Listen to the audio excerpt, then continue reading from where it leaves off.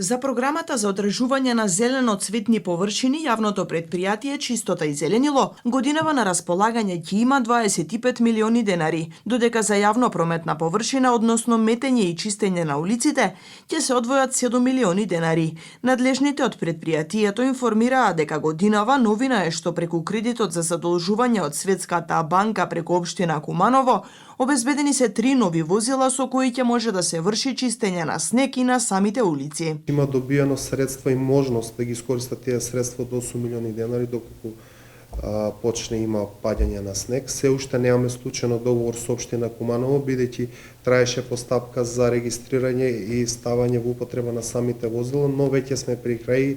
Се надевам дека во најбрз можен рок ќе се склучи договор со општина Куманово. Јавното предпријатие ќе има можност да ги користи овие средства од општина Куманово и да врши чистење на зимско одржување на улиците. Се надеваме дека и наредната година целокупното зимско одржување ќе го превземе јавното предпријатие Чистота и зеленило, бидејќи ќе има капацитет за чистење на снегот. Од предпријатието апелираа стамбените домари да се јават и да склучат договори, бидејќи согласно програмата предпријатието не е надлежно за чистење на делот околу самите стамбени единици. Сега за сега од стамбените домари управители до сега никој ме нема контактирано. Еве уште еднаш клипатам апел, доколку сакаат јавното предпријатие да го превземе одржувањето околу зградите, да дојдат во рамки на јавното предпријатие и да склучиме договор за да не се доведуваме особено во летниот период до несакани последици, па да се префрламе топката кој е надлежен за чистење на тој дел околу градот, бидејќи јавното предпријатие согласно програма го нема на одржување. Доколку стамбените домари склучат договор за одржување на деловите околу зградите, нормално дека ќе треба да се плаќа согласно ценовник што го дава јавното предпријатие Чистота и зеленило. Но секако граѓаните плаќаат за таква услуга кон самите управители стамбени домари. Од Чистота и зеленило појаснуваа дека граѓаните реагираат на неодамнешното покачување на сметката за изнесување и депонирање на смет.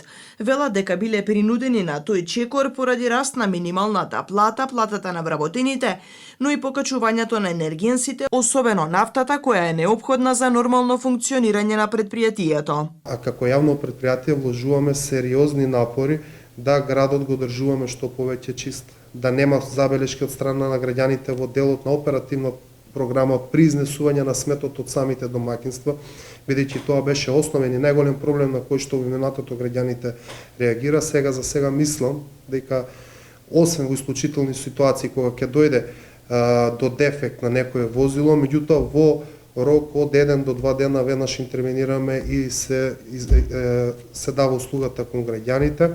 И затоа дојде до покачување на цената, затоа што основен приход кој што го има јавното предпријатие е токму комуналната такса која што ја наплаќа од граѓаните, и за да може нормално да функционираме, ние мораше да дојдеме до една таква мерка, барање до Советот, за да може нормално да функционира и да не се загрози нормалното работење на јавното предпријатие.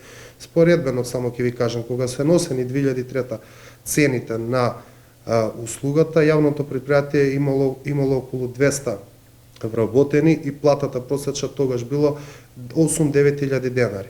Во моментот просечна плата во јавното предпријатие е некаде околу 22-23 илјади денари, што е трократно зголемување само по основна плата и зголемување на енергенсите за речиси повеќе од 300%. Од Чистота и зеленило укажуваа дека во иднина не е планирано ново покачување на цената за изнесување и депонирање на смет.